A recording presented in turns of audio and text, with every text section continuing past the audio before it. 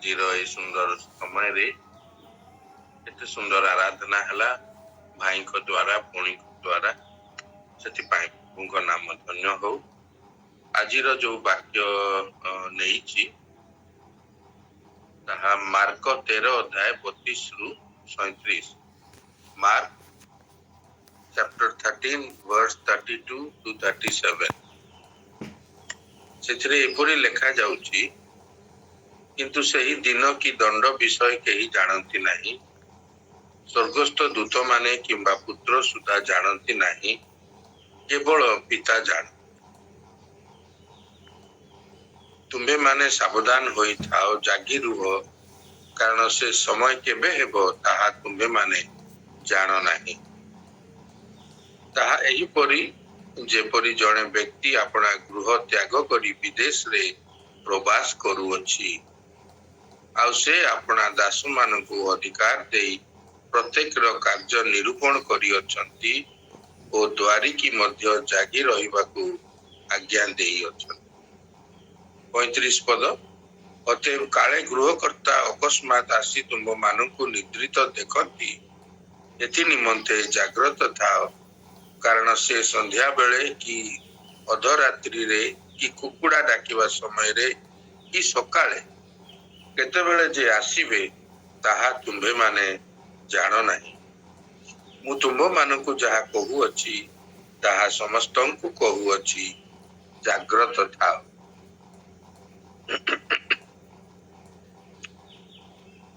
एठारे गोटिए आदेश अछि, कमान। ए जो आदेश दिया जाए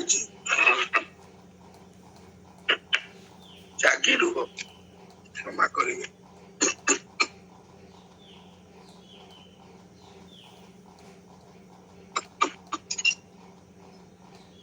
जागी रुह, मार्क 13:33 किंबा जाग्रत थाओ मार्क 13:36 और 37। ये जो आदेश प्रभु देइचंती एहा एक सैन्य दलर आदेश बा मिलिटरी कमांड, कीप वॉच, जाग्रत रुह। प्रभु यीशु को समय रे इस्राएल देश को रोम साम्राज्य शासन करुथला।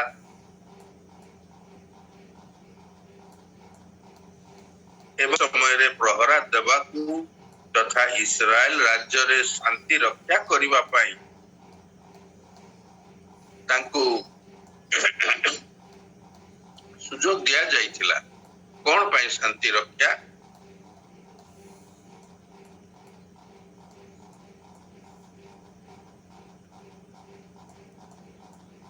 कौन करिवो? कोनोसी बा अकस्मात आक्रमण। आमे जानू प्रभु यीशुंकर शिष्य जने थिले जहां नाम किणानिय सिमन। ए किणानिय लोक माने से माने चाहुथिले, से माने गोटे दल बांधिथिले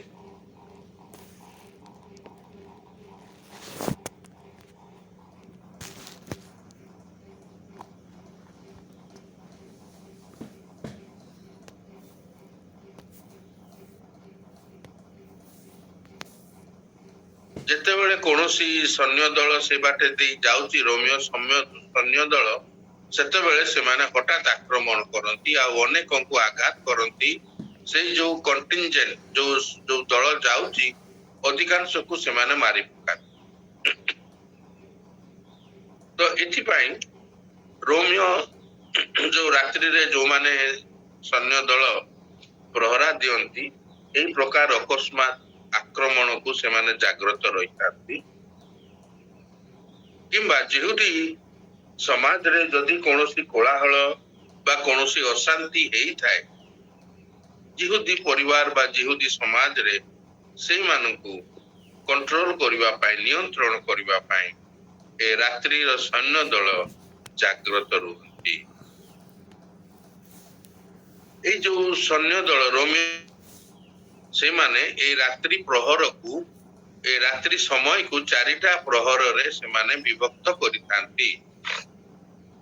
सूर्य अस्त रु 3 घंटा, तापरे आज आमर समय अनुसार 6 ରୁ 9ଟା 3 घंटा 9ଟା ରୁ ମଧ୍ୟରାତ୍ରି 3 घंटा ମଧ୍ୟରାତ୍ରି ରୁ ସେମାନଙ୍କର ଗୋଟେ କୁକୁଡ଼ା ଡାକ ପ୍ରହର ଅଛି ସମୟ ଅଛି। ଆପାତତଃ କୁକୁଡ଼ା ମାନେ ସେଇ 3ଟା 3:30 ବେଳେ ଡାକନ୍ତି। ତ 6ଟା ରୁ 9ଟା 9ଟା ରୁ 12ଟା 12ଟା ରୁ 3ଟା 3ଟା ରୁ ପୁଣି ସୂର୍ଯ୍ୟୋଦୟ 6ଟା। ତ ଏ ପ୍ରକାର 4ଟା ପ୍ରହର ଅଛି 3 ଘଣ୍ଟାର। ଆଉ ଯେତେବେଳେ ଗୋଟିଏ ଦଳ ଆସେ ପ୍ରହରା ଦେବା ପାଇଁ ସେମାନେ ଡାକନ୍ତି ଯେ ଆମେ ଆସିଗଲୁ ଆଉ ଜାଗି ରୁହ। ତ ଯୋଉମାନେ ଛାଡନ୍ତି ସେ 3 ଘଣ୍ଟା ଯୋଉମାନଙ୍କର ଡ୍ୟୁଟି ସରିଯାଏ ସେମାନେ କୁହନ୍ତି ଠିକ ଅଛି ଆମେ ବି ଯାଉଛୁ ଜାଗି ରୁହ, କୌଣସି ଅସୁବିଧା ହେଇନାହିଁ, ଶାନ୍ତି ରକ୍ଷା ଆମେ କରିଛୁ। ତ ଏ ପ୍ରକାରର ସମ୍ବୋଧନ ରୋମିଓ ସୈନ୍ୟ ଦଳ ମାନେ କରୁଥିଲେ ଜେରୁସାଲେମରେ ହଉ ଯୋଉ ଜାଗାରେ ପ୍ରହରା ଦଉଥିଲେ। ପ୍ରଭୁ ଯୀଶୁ ଏଇ ଯୋଉ ଜାଗି ରହିବା ବିଷୟରେ ସେ ଗୋଟେ ବୃହତ ଘର ବା ପ୍ରାସାଦ ସହିତ ତୁଳନା କରୁଛନ୍ତି। ଗୃହକର୍ତ୍ତା ଯେତେବେଳେ ବିଦେଶରେ ପ୍ରବାସ କରୁଛନ୍ତି ବା କିଛି ଦିନ ବିଦେଶରେ ଅତିବାହିତ କରିବାକୁ ଇଚ୍ଛା କରୁଛନ୍ତି ଏବଂ ତାଙ୍କ ଅନୁପସ୍ଥିତିରେ ସେ ତାଙ୍କର ପରିବାର ସଦସ୍ୟ ମାନେ ଏବଂ ତାଙ୍କର ସେ ସେବକ କି ପ୍ରକାର ଆଚରଣ କରୁଛନ୍ତି, ସେଥିପାଇଁ ସେ ଗୋଟେ ଦୁଆରୀ ମଧ୍ୟ ରଖିଛନ୍ତି। ଆଉ ସେମାନଙ୍କୁ ସମସ୍ତଙ୍କୁ କିଛି କିଛି ଦାୟିତ୍ୱ ଦେଇକି ସେ ବିଦେଶକୁ ଯାତ୍ରା କରିଛନ୍ତି।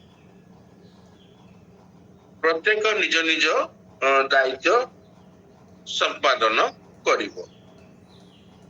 ହୋଇପାରେ ପରିବାରର ସଦସ୍ୟ ମାନେ ଗୃହକର୍ତ୍ତାଙ୍କୁ ଅଧିକ ଭଲ ପାଆନ୍ତି ଏବଂ ପ୍ରେମରେ ନିଜ ନିଜର କାର୍ଯ୍ୟ ଗୁଡ଼ିକ ବିଶ୍ୱସ୍ତ ଭାବରେ କରନ୍ତି ତାଙ୍କ ଅନୁପସ୍ଥିତି ଏବଂ ପ୍ରତ୍ୟେକ ଦାସ କର୍ତ୍ତାଙ୍କ ପ୍ରତି ଗଭୀର ଭକ୍ତିରେ ଆପଣା କର୍ମ ନିଷ୍ଠାର ସହ କରନ୍ତି, ଯେହେତୁ ସେମାନେ ଗୃହକର୍ତ୍ତାଙ୍କର ଭକ୍ତି କରନ୍ତି, ସମାଦର କରନ୍ତି, ଆଦର କରନ୍ତି। କିନ୍ତୁ ଏପରି ବି ହୁଏ ବେଳେ ବେଳେ ତାଙ୍କ ମନରେ ଅଲଗା ଚିନ୍ତାଧାରା ଆସେ, କଣ ଏହି କାର୍ଯ୍ୟ ମୋର ନୁହେଁ, ମୁଁ କାହିଁକି କରିବି, କିମ୍ବା ମୁଁ କାହିଁକି ଅନ୍ୟମାନଙ୍କ କାର୍ଯ୍ୟରେ ବ୍ୟସ୍ତ ହେବି, ମୁଁ କାହିଁକି ଏ କାର୍ଯ୍ୟ କରିବି, ମୁଁ ଏ କାର୍ଯ୍ୟ କରିବାକୁ ବାଧ୍ୟ ନୁହେଁ। ଆହୁରି ମୁଁ ଏପରି କାର୍ଯ୍ୟ କରିବା ପାଇଁ ଯୋଗ୍ୟ ନୁହେଁ, ମୁଁ ଯୋଉ କାର୍ଯ୍ୟ କରିବାରେ ମୋର ଦକ୍ଷତା ଅଛି ସେଇ କାର୍ଯ୍ୟ ମୁଁ କରିବି। ଯୋଉଟା ମୁଁ ଭଲ ପାଉନି ମୁଁ ସେ କାର୍ଯ୍ୟ କାହିଁକି କରିବି ଯୋଉଥିରେ ମୋର କୌଣସି ଯୋଗ୍ୟତା ନାହିଁ। ଫଳରେ କଣ ହୁଏ,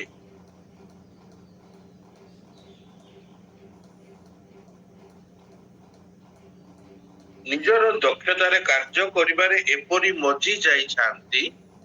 ଧରନ୍ତୁ ଉଦାହରଣ ସ୍ୱରୂପ ମୋର ଟ୍ୟାଲେଣ୍ଟ ଅଛି ଯେ ମୁଁ ଭଲ ରିପେୟାରିଂ କରିପାରେ, କୋଉ ଜିନିଷଟା ଘରର ଖରାପ ହେଇଗଲା, ମିକ୍ସି ଖରାପ ହେଇଗଲା, ଏଇଟା ଖରାପ ହେଇଗଲା, ମୁଁ ତାକୁ ଠିକ ଠାକ କରିଦିଏ। କିମ୍ବା ମୁଁ ଜଣେ ବଢେଇ କାର୍ଯ୍ୟ, ମୁଁ ବି ଘରର କାମ କରୁଛି, ଯୋଉ ଯୋଉ ଜାଗାରେ କାଠର ଦରକାର ହଉଛି, କୋଉଠି ଖାଇ ଯାଇଛି ସେ କାମ ମୁଁ କରିବି। କଣ ହୁଏ, ମୁଁ ଯଦି ମୋର ନିଜର ଟ୍ୟାଲେଣ୍ଟ ଅନୁସାରେ ମୋର ଗୁଣ ଅନୁସାରେ କାର୍ଯ୍ୟ କରୁ କରୁ ମୁଁ ଏପରି ମଜି ଯାଇଥାଏ ଯେ ଗୃହକର୍ତ୍ତା ଦ୍ୱାରରେ ଆଘାତ କରୁଛନ୍ତି, ମୁଁ ଜାଣିପାରୁନି, ମୁଁ ଜାଗ୍ରତ ନୁହେଁ, ମୁଁ ମୋର ଇଚ୍ଛାରେ କାର୍ଯ୍ୟ କରି ଚାଲିଛି। ମତେ ଯୋଉ କାର୍ଯ୍ୟ ଦିଆଯାଇଥିଲା ତାକୁ ପରିତ୍ୟାଗ କରି ମୋର ଯୋଉ କାର୍ଯ୍ୟ କରିବାକୁ ଭଲ ଲାଗେ ସେ କାର୍ଯ୍ୟ ହିଁ ମୁଁ କରୁଛି। ଫଳରେ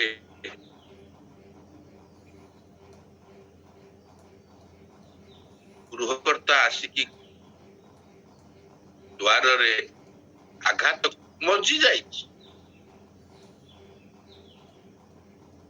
ଆଉ ଗୃହ ଯୋଉ ସେବକ ମାନେ ସେମାନେ ତାଙ୍କର ନିଜର କାମ କରୁ କରୁ ଏତେ ଆତ୍ମସନ୍ତୋଷ କର୍ତ୍ତାଙ୍କର ଯୋଉ କାର୍ଯ୍ୟ ଦିଆଯାଇଥିଲା ତାକୁ ନ କରି ନିଜର କାର୍ଯ୍ୟରେ ବା ଅନ୍ୟ ଭାବରେ ଏତେ ବ୍ୟସ୍ତ ଯେ ସେମାନେ ବହୁତ ଆତ୍ମସନ୍ତୋଷରେ ଚୁପଚାପ ଅଛନ୍ତି, ଶାନ୍ତିରେ ଅଛନ୍ତି, ଜାଗ୍ରତ ନୁହନ୍ତି। ଫଳରେ କଣ ହଉଛି, ସେଇ ସମୟରେ କର୍ତ୍ତାଙ୍କର କ୍ଷୀଣ ଶାନ୍ତ ସ୍ୱର ତାଙ୍କୁ ଚେତନା ଦେବାକୁ ଆସୁଛି, ସେମାନେ ଜାଣି ପାରୁନାହାନ୍ତି। ସେମାନେ ତ ନିଜର ଇଚ୍ଛାରେ ଚାଲିଛନ୍ତି, ଆଉ ସେମାନେ କାହିଁକି କର୍ତ୍ତାଙ୍କର କ୍ଷୀଣ ଶାନ୍ତ ସ୍ୱରକୁ ଶୁଣିବେ? କର୍ତ୍ତା ଇଚ୍ଛା କରୁଛନ୍ତି ଯେ ସେବକଟି ଆହୁରି ଉତ୍କୃଷ୍ଟ ହେବ, ଆହୁରି ସୁନ୍ଦର କିରି କାର୍ଯ୍ୟ କରିବ, ଫଳରେ କର୍ତ୍ତା ଆସିଲା ବେଳକୁ ତାକୁ ପୁରସ୍କାର ମିଳିବ।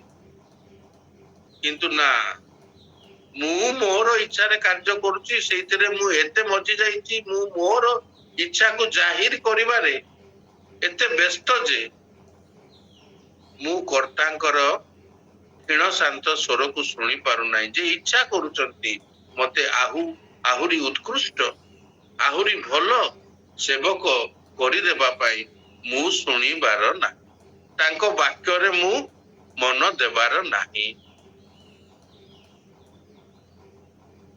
ତ ଏଇ ପ୍ରକାର ପ୍ରଭୁ ଯୀଶୁ ଆମମାନଙ୍କୁ ଏକ ଉଦାହରଣ ଦେଇକି କହୁଛନ୍ତି ଜାଗ୍ରତ ରୁହ।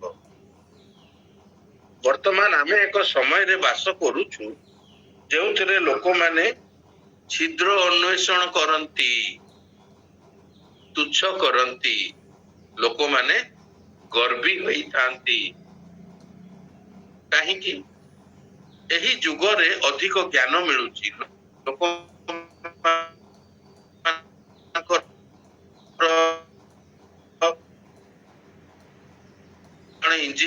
ଜ୍ଞାନ ମୁଁ ଯୋଉ ଇଣ୍ଟରନେଟ ସାହାଯ୍ୟରେ ବୁଝିପାରିବି ଯେ ମୋର ଲିଭର ଖରାପ ହେଇଛି ନା ମୋର ଗ୍ୟାସ ହେଇଛି, ଇଣ୍ଟରନେଟ ସବୁ କିଛି ମତେ ଜଣେଇ ଦଉଛି। ମୁଁ ଗୋଟେ ଉଦାହରଣ ଦେଲି।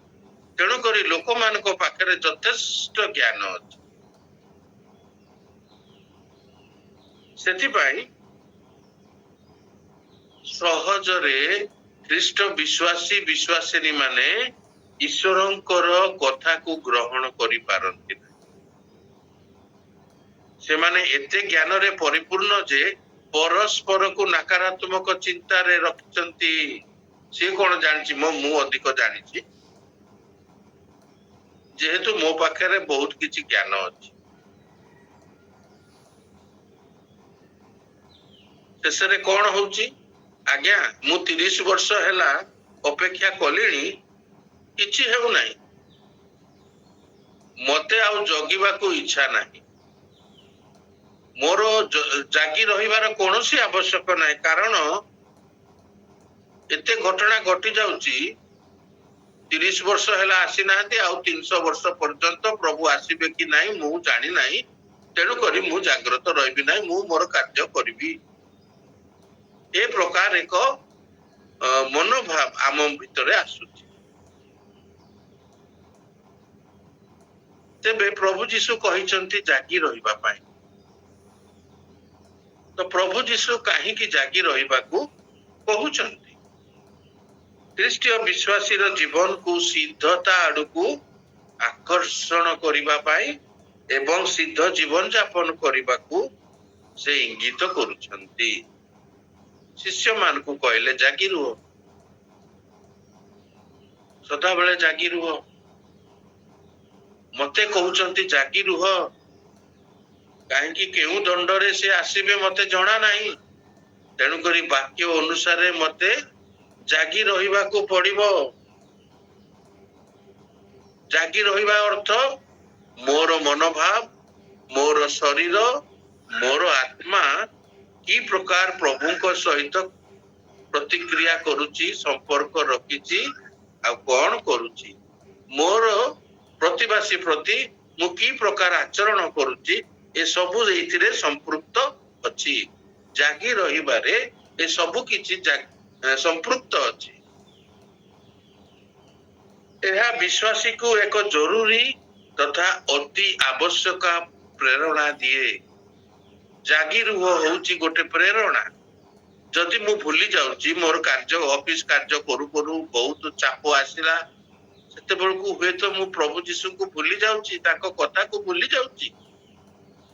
किबा मु जदि घर तैयारी करुची एते जोगाड़ जंत्र रे मु व्यस्त अछि सीमेंट रड गेटी सब इटा कारण जल्दी जल्दी सारिबा को अछि तते बेलुको ही मु प्रभु जीशुकर कथाटा भूली जाउची सेति प्रभु जीशु एक अति आवश्यक प्रेरणा दउचंती जे आमुकु संसार रे व्यस्त हेबा नै सांसारिक कार्य करिबा किंतु सदा बेले जागी रहिबा प्रभु जीशुकर समय केते बेले आसीबो केही जानंती नै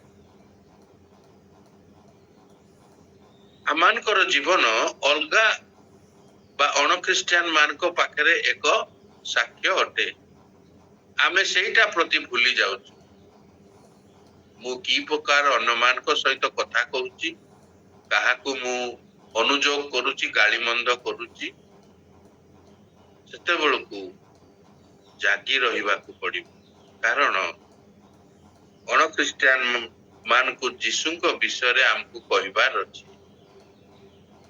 अछि माने हमर जीवन शैली द्वारा प्रकाश करिबार अछि वाक्य रे कहिबार अछि एवं निजर आचरण एवं कार्य रे ताहा प्रकाश करिबार अछि हेले सब बेले मु करूची की उत्तम समीरणीय बाटरे जाउतला से किंतु जो लोकटी पड़ी जाइची आघात पाइची से संगे संगे तार सहाय्य कला मु मोर पड़ोसी को सहाय्य करची तो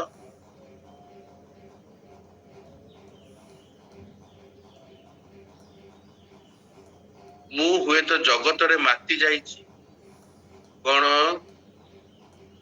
जगत मते आजिकली जगत बहुत आकर्षण करूची आज्ञा एई जो गरम पानी बनेबार जगटा बहुत सस्ता अछि ऑनलाइन रे ताहा किणी पके एपरी ऑनलाइन जे एते सस्ता है जे सेति पई बहुत जिंस आमे किणी की ठुळ कलु हेले प्रभु को विषय रे आमे भूली जाई आमे जगत प्रति आकर्षित हेई जाइचु बहुत प्रकार मोटर गाड़ी आसिलानी सुना गहना सस्ता होउची कोनोसी समय रे 30% डिस्काउंट दउचंती यारे किणी दबार अछि ई समय रे सुना परे बिकिबा परे ऊर्ध्व रेट रे बिकी की आउ बेसी बेसी सुना आ ड्रेस मटेरियल तो कोंतु नै केते जे मिलुची तार ठिकड़ा तेणु करी प्रभु जीशुଙ୍କର प्रेरणा होची जगत सहित मिसिबा नाही मात्र आमे हमर जीवन यापन करिबा जागी रहिबा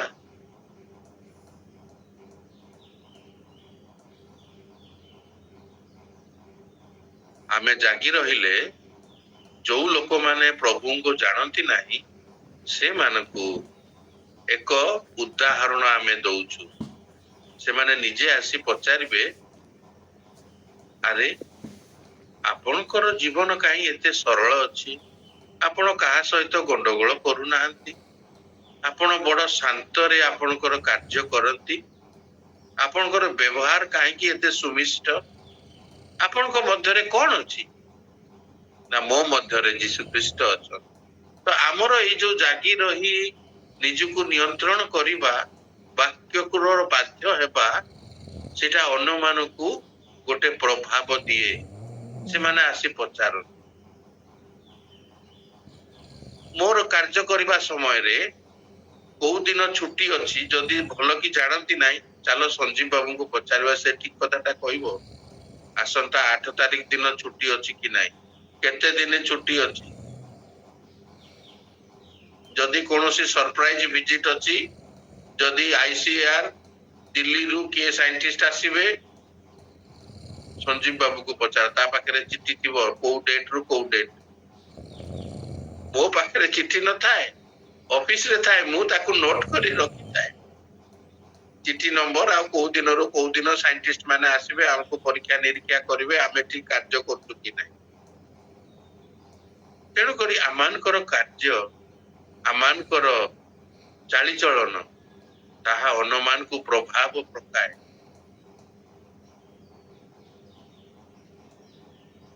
जागी रहिले कौन हबो मु जदि जागी रहिबी कौन हबो କେହି ଜାଣନ୍ତି ନାହିଁ ପ୍ରଭୁ ଯୀଶୁଙ୍କ ଦ୍ୱିତୀୟ ଆଗମନ କେବେ ହବ।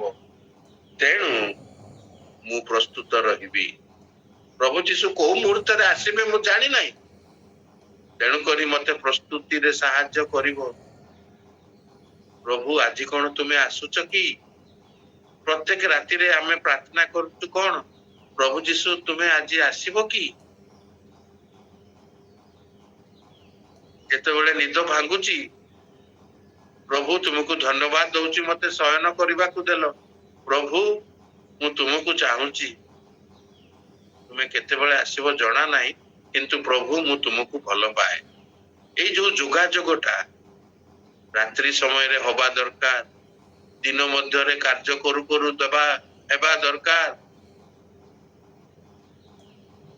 ଅନେକ ସମୟରେ ଆମେ ନିଜର ପରିବାର ବିଷୟରେ ଏତେ ମଜି ଯାଇଛୁ ଯେ କଣ ଆରେ ସେ ପୁଅଟା କେମିତି ଅଛି, କଣ ଅଛି କିଛି ଜାଣୁନି, ଆଉ କିଛି ଫୋନ ବି କରୁନି, କଣ ହେଲାଣି ତାର, କିଛି ହେବ ନାହିଁ।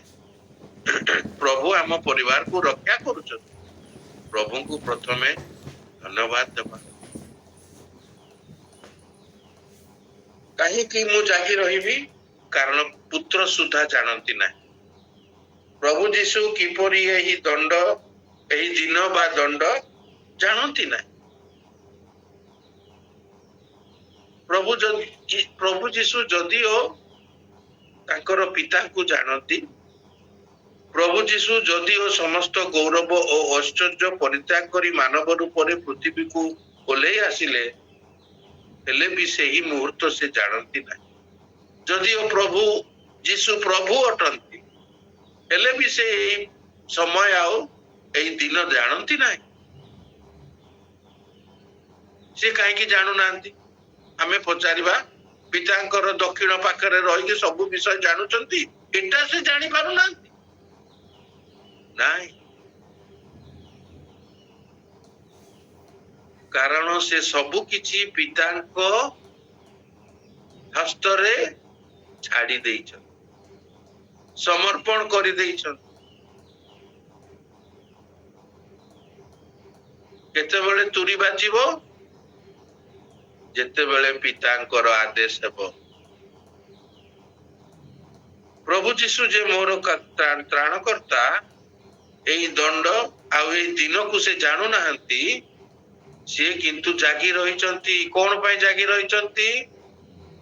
କେତେବେଳେ ରାଉଳ ବାବୁଙ୍କ ପ୍ରାର୍ଥନା ଯିବ, କେତେବେଳେ ବୀରେନ୍ଦ୍ର ଭାଇଙ୍କର ପ୍ରାର୍ଥନା ଯିବ, ମଣ୍ଡଳୀର ପ୍ରାର୍ଥନା ଯିବ, ପ୍ରାର୍ଥନା ସଭାରେ ସମସ୍ତେ ପ୍ରାର୍ଥନା କରିବେ, କିଏ ଭୋର ପାହାନ୍ତରୁ ପ୍ରାର୍ଥନା କରିବ। ପ୍ରଭୁ ଯୀଶୁ ଜାଗି ରହିଛନ୍ତି, କାରଣ ସେ ଯୀଶୁଙ୍କ ନାମ ନେଇ ପ୍ରାର୍ଥନା କରୁ।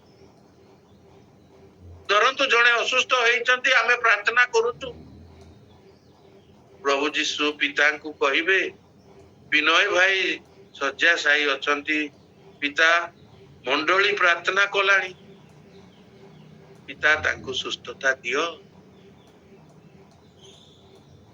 ପ୍ରଭୁ ଯୀଶୁ ମଧ୍ୟ ଜାଗି ରହିଛନ୍ତି, ସେ ତାଙ୍କର କାର୍ଯ୍ୟ କରୁଛନ୍ତି, ସମସ୍ତଙ୍କ ପ୍ରାର୍ଥନା ଶୁଣୁଛନ୍ତି।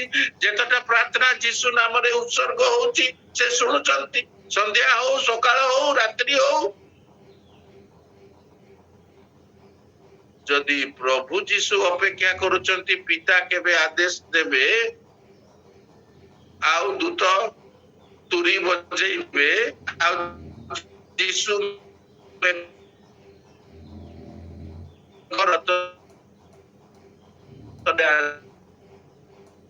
ଅର୍ପଣ କରୁଛନ୍ତି, ଜାଗି ରହିଛନ୍ତି, ତେବେ ମୁଁ ତାଙ୍କର ବିଶ୍ୱାସୀ ଭାବରେ ମୋର ତ୍ରାଣକର୍ତ୍ତା ଯଦି ଜାଗି ରହୁଛନ୍ତି, ମୁଁ କାହିଁକି ଜାଗି ରହିବି ନାହିଁ?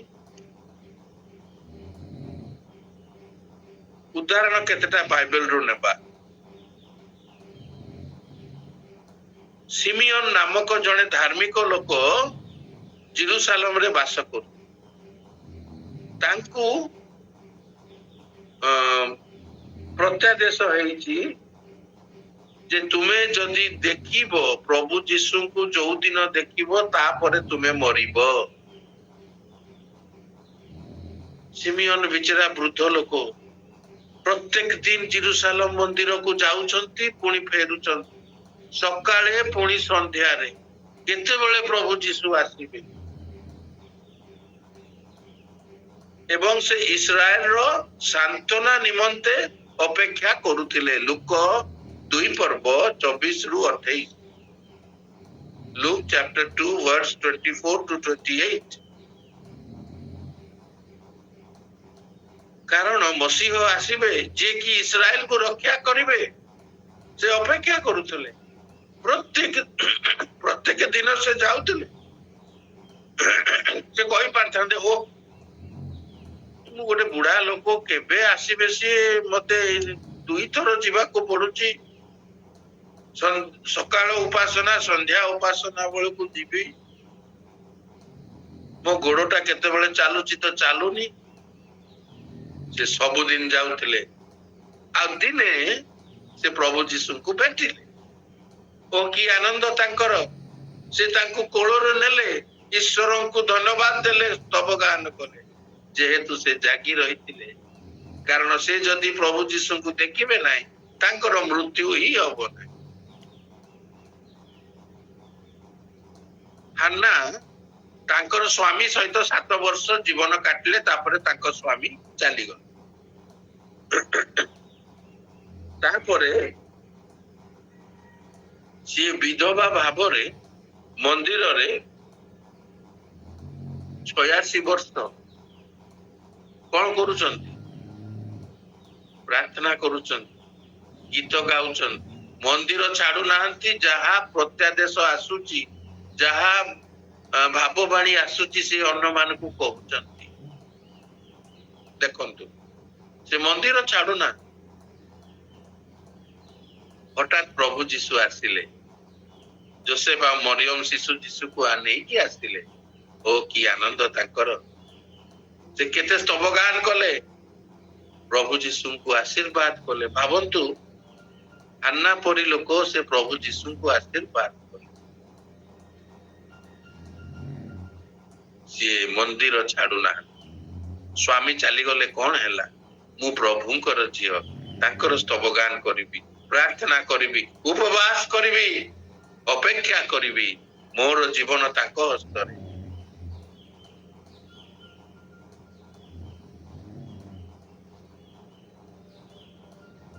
ରାଜା ହେରୋଦ ମନ୍ଦିରକୁ, ଜେରୁସାଲେମ ମନ୍ଦିର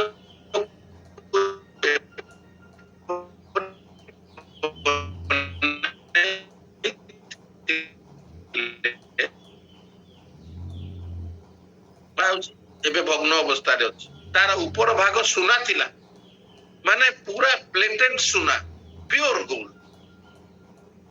ଆଉ ତାର ସାଇଡ ୱାଲ ସେଗୁଡା ଧଳା ମାର୍ବଲ, ଏତେ ଧଳା ଯେ ଯେତେବେଳେ ସୂର୍ଯ୍ୟ କିରଣ ପଡୁଛି, ସେତେବେଳେ ଲୋକମାନେ କୁହନ୍ତି, ଜିହୁଦୀ ମାନେ କୁହନ୍ତି, ଆମେ ଭାବୁ ଯେ ବରଫ ପଡିଛି, ମନ୍ଦିରର ଉପରେ ବରଫ ପଡିଛି।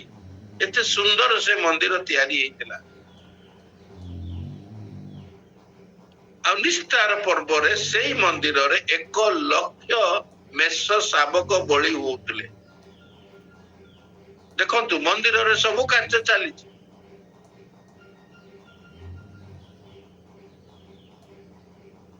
ଏଇ ଯୋଉ ସେଥିପାଇଁ 1 ଲକ୍ଷ ମେଷ ଶାବକ, ଗୋଟେ ଦଳଟେ ଯାଜକ ମାନେ ଦେଖିବେ ମେଷ ଶାବକ ଏବଂ କାପ୍ତା ଗୁଡିକ ନିକୁନ୍ତ ଅଛି କି ନାହିଁ, କୌଣସି ଦାଗ, କୌଣସି କିଛି ହେଇନଥିବ, ସେଇଟା ପରୀକ୍ଷା କରିବେ। ଗୋଟେ ଦଳଟେ କାଠ ଯୋଗାଡ଼ କରିବେ। ସେଇ ଯାଜକ ମାନେ କାଠ ଯୋଗାଡ଼ କରିବେ, ଯାହା ଉପରେ ସେଟାକୁ ରଖାଯିବ। ଆଉ ଯାଜକ ମାନେ ଅଛନ୍ତି ଯୋଉମାନେ ତାହା ଉତ୍ସର୍ଗ କରିବେ, ପିତାଙ୍କ ଠାରେ ଉତ୍ସର୍ଗ କରି ପ୍ରାର୍ଥନା କରିବେ। କୋରହ ସନ୍ତାନ ମାନେ ଅହରହ ଗୀତ ଗାଉଛନ୍ତି। ଭାବନ୍ତୁ, ମନ୍ଦିରରେ କଣ ହଉଛି? ଗୋଟେ ଦିନ ଯୋସେଫସ୍ ଲେଖୁଛନ୍ତି, କୋରହ ସନ୍ତାନ ଗଣ ଈଶ୍ୱରଙ୍କର ପ୍ରଶଂସା କରିଚାଲିଛନ୍ତି।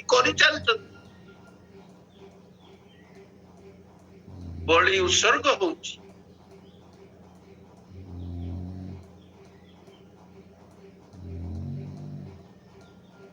এই ନିଷ୍ଠାର ପର୍ବରେ ବେଶୀ ସୈନ୍ୟ ଦଳ ଆସିବେ। କାରଣ ପର୍ବ ସମୟରେ ଶାନ୍ତି ରକ୍ଷା କରିବା ପାଇଁ ସେମାନେ ଆସିବେ। କାରଣ ବହୁତ ଦେଶରୁ ଜିହୁଦୀ ମାନେ ଆସି ନିଷ୍ଠାର ପର୍ବ ପାଳନ କରିବେ। ତାଙ୍କର ଅର୍ଘ୍ୟ ସେମାନେ ଈଶ୍ୱରଙ୍କୁ ଦେବେ। ପ୍ରଭୁ ମୁଁ ଏତେ ଦିନ ବାହାରେ ରହିଲି, ପ୍ରଭୁ ମୁଁ ଆସିଛି, ସେ ତାଙ୍କର ପାପ ସ୍ୱୀକାର କରିବେ।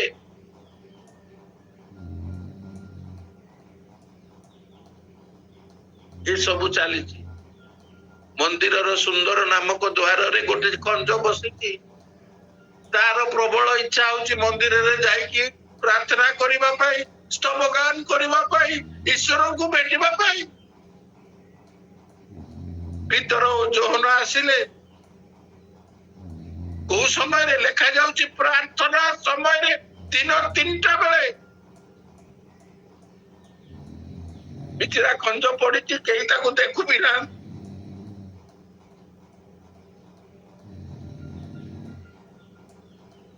ଭିତର ଯୋହନ ତାକୁ ସୁସ୍ଥ କଲେ। ସେମାନଙ୍କ ସଙ୍ଗରେ ସେ ଆନନ୍ଦରେ ମନ୍ଦିର ଭିତରକୁ ପ୍ରବେଶ କଲେ, ଆରାଧନା କଲେ, ପ୍ରଶଂସା କଲେ, ଈଶ୍ୱରଙ୍କୁ ଭେଟିଲେ, ଜାଣିଲେ।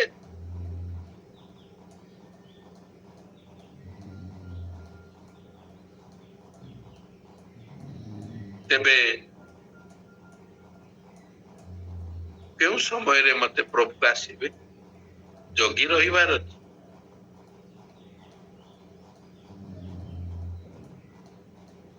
ତେବେ ପ୍ରଭୁ ଯୀଶୁ ଯଦି ଜଗି ରହିବାକୁ କହନ୍ତି, ମୋ ଭଳିଆ ବୟସରେ ମତେ ପବିତ୍ର ଆତ୍ମା କଣ କହୁଛନ୍ତି ଟିକେ ଦେଖିବା। ମୋର 60-70 ବର୍ଷ ହେଇଗଲା। ପବିତ୍ର ଆତ୍ମା କଣ କହୁଛନ୍ତି? ସଞ୍ଜୀବ ଭାଇ, ବହୁତ ସମୟ ଅତିବାହିତ କଲଣି, ତମର ବାକି ସମୟକୁ କଣ ତୁମେ ଜାଗ୍ରତ କରିବ ନାହିଁ? ପ୍ରଭୁଙ୍କ ନିକଟବର୍ତ୍ତୀ ହବ ନାହିଁ, ତାଙ୍କ ସହିତ ସମ୍ପର୍କ ରଖିବ ନାହିଁ, ତମର ଆତ୍ମାର ପରିତ୍ରାଣ ପାଇଁ ତୁମେ ଚେଷ୍ଟା କରିବ ନାହିଁ, ବାକ୍ୟ ପଢିବ ନାହିଁ, ତାଙ୍କର କ୍ଷୀଣ ଶାନ୍ତ ସ୍ୱର ଶୁଣିବ ନାହିଁ। ଯୁବା ଲୋକକୁ କଣ କହୁଛନ୍ତି? ଆଜିକାଲି ଯୁବା ମାନଙ୍କର ସାଲାରୀ ଲକ୍ଷେ ଉପରେ। ତାଙ୍କ ପାଖରେ ଜ୍ଞାନ ଅଛି, ତାଙ୍କ ପାଖରେ ଟଙ୍କା ଅଛି, ତାଙ୍କ ପାଖରେ ସବୁ ଅଛି। ଏଇ ଯୁବା ମାନଙ୍କୁ କଣ କହୁଛନ୍ତି? ପବିତ୍ର ଆତ୍ମା କହୁଛନ୍ତି, ମୃତ୍ୟୁ ପାଇଁ କଣ ତମର କିଛି ସିକ୍ୟୁରିଟି ଅଛି? ମୃତ୍ୟୁ ତୁମର ଘଟିବ, ତା ପାଇଁ ତୁମେ କଣ ବ୍ୟବସ୍ଥା କରିଛ? ତୁମର କିଛି ସୁରକ୍ଷାର ବ୍ୟବସ୍ଥା ଅଛି କି?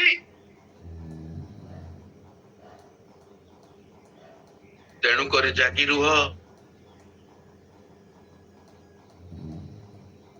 ଏହା ଜରୁରୀ ଅଟେ, କାରଣ କେତେବେଳେ ପ୍ରଭୁ ଯୀଶୁ ଆସିବେ କିମ୍ବା କେତେବେଳେ ତୁମ ଜୀବନ ଏଇ ଜଗତରୁ ଚାଲିଯିବ ତୁମେ ହିଁ ଜାଣ ନାହିଁ। ତୁମର ବହୁତ ଜ୍ଞାନ, ତୁମର ବହୁତ ଟ୍ୟାଲେଣ୍ଟ, ତୁମର ସବୁ ବହୁତ ଅଛି। ଜାଗି ରୁହ।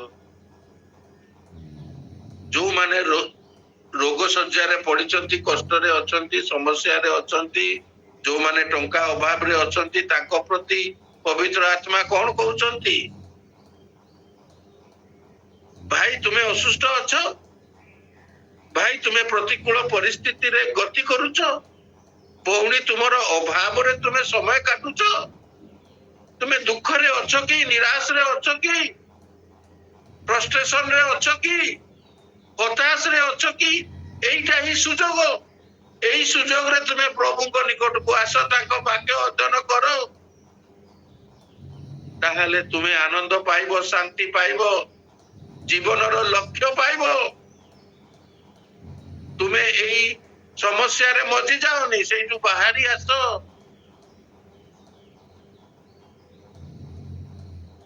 ଯୋଉମାନେ ପ୍ରଭୁ ଯୀଶୁଙ୍କୁ ଜାଣିକି ଓହରି ଯାଇଛନ୍ତି, ବ୍ୟାକସ୍ଲିଡର, ସେମାନଙ୍କ ପାଇଁ ପବିତ୍ର ଆତ୍ମା କଣ କହୁଛନ୍ତି? ତୁମେ ତ ପ୍ରଭୁ ଯୀଶୁଙ୍କୁ ଜାଣିଲ, ପୁଣି କାହିଁକି ଓହରି ଗଲ? କାହିଁକି ତୁମ ଜୀବନ ନଷ୍ଟ କରୁଛ? ଜଗତର ଚାକଚକ୍ୟରେ କାହିଁକି ମଜି ଯାଇଛ? ଅନ୍ୟର ବିଶ୍ୱାସ ମତରେ କାହିଁକି ତୁମ ମନ ବଳଉଛି? କାହିଁକି ତୁମେ ସାଂସାରିକ ହେଇଛ? ଜିନିଷ କିଣିବ, ଜିନିଷ ରଖିବ, ଗଦା କଲଣି। ଭାଇ, ପ୍ରଭୁ ଯୀଶୁ କୋଉ ସମୟରେ ଆସିବେ ତୁମେ ଜାଣିପାରିବ ନାହିଁ। ହଁ, ତୁମେ ରେଗୁଲାରଲି ଗିର୍ଜା ଯାଉଛ, ପ୍ରତ୍ୟେକ ପ୍ରାର୍ଥନା ସଭାରେ ତୁମେ ଆଟେଣ୍ଡ କରୁଛ, ତୁମେ ମଧ୍ୟ ବହୁତ ଦାନ ଦଉଛ, ଠିକ ଅଛି, କିନ୍ତୁ ତୁମେ କାହିଁକି ପ୍ରଭୁଙ୍କ ପଛକୁ ଛାଡ଼ିଦେଲ? କାରଣ କୋଉ ଦିନ ପ୍ରଭୁ ଆସିବେ ତୁମେ ଜାଣିପାରିବ ନାହିଁ। ଆଉ ଥରେ ସେଇ ଜୀବନକୁ ଯାଅ, ପ୍ରଭୁ ଯୀଶୁଙ୍କର ତୁମର ବନ୍ଧୁ କର, ଯେମିତି ଆଗରେ କରୁଥିଲ ପଛ ବିଷୟକୁ। ସେ ବିଷୟରେ ଗୋଟେ ବାକ୍ୟ ଲେଖା ଯାଇଛି, ଆସନ୍ତୁ ପଢିବା। ଜାଗ୍ରତ ହୁଅ, ପୁଣି ଲୁପ୍ତ ପ୍ରାୟ ଅବଶିଷ୍ଟ ବିଷୟ ସବୁକୁ ସବଳ କର, କାରଣ ଆମ୍ଭେ ତୁମର କର୍ମ ସବୁ ଆମ୍ଭର ଈଶ୍ୱରଙ୍କ ଛାମୁରେ ସିଦ୍ଧ ବୋଲି ଦେଖିନାହୁଁ। ଏଣୁ କି ପ୍ରକାରେ ଶିକ୍ଷା ପାଇଅଛ ଓ ଶ୍ରବଣ କରିଅଛ ତାହା ସ୍ମରଣ କର। ଯାହା ଆଗରୁ ଶିକ୍ଷା ପାଇଥିଲ ସ୍ମରଣ କର, ସ୍ମରଣ କରି ପାଳନ କର ଓ ମନ ପରିବର୍ତ୍ତନ କର। ଜାଗ୍ରତ ନ ହୁଅ, ତାହେଲେ ଆମ୍ଭେ ଚୋର ପରି ଆସିବୁ, ଆଉ କେଉଁ ସମୟରେ ତୁମ୍ଭ ଉପରେ ଆସି ପଡ଼ିବୁ ତାହା ତୁମେ କୌଣସି ପ୍ରକାରେ ଜାଣିବ ନାହିଁ। ପ୍ରକାଶିତ ବାକ୍ୟ 3:2-3 Revelation chapter 3 verses 2-3। ଶାନ୍ତି ମଣ୍ଡଳୀକୁ ଏଇ କଥାଟି କୁହାଯାଉଛି। ଶାନ୍ତି ମଣ୍ଡଳୀ ଆପଣ ପଢିବେ ଓ ବହୁତ ଉତ୍କୃଷ୍ଟ, କିନ୍ତୁ ପୂର୍ବ କଥା ଭୁଲିଗଲେ, ପୂର୍ବ ସ୍ନେହ ଭୁଲିଗଲେ।